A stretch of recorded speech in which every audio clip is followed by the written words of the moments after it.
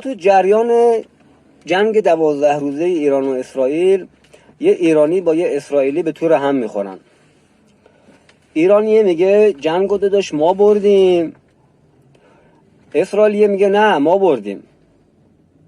میگن بیا یه شرطی بذاریم، تو بیا کشور ما، من تو رو با هر فیلم و سیانسی باشه میترسونم، منم میام کشور شما، تو هم سعی کن منو بترسونی.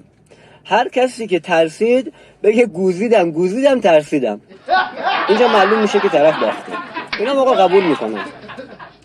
اول ایرانیه میره اسرائیل، حالا چجوری ویزا گرفته چجوری رفته دیگه اون بماند. میره اسرائیل، بعد اسرائیلی میخواد ایرانیه رو بترسونه. اول سوار ماشینش میکنه، از این کوچه از این خیابون به این خیابون، از این کوچه به این کوچه، ببینی ایرانی کم نمیاره. سوار موتورش میکنه، از این خیابون به اون خیابون، تک چرخ، دو چرخ، سه چرخ، ببینی هیچ ترسی نداره ایرانیه. بعد میگه من میدونم تو رو چجوری بترسونم.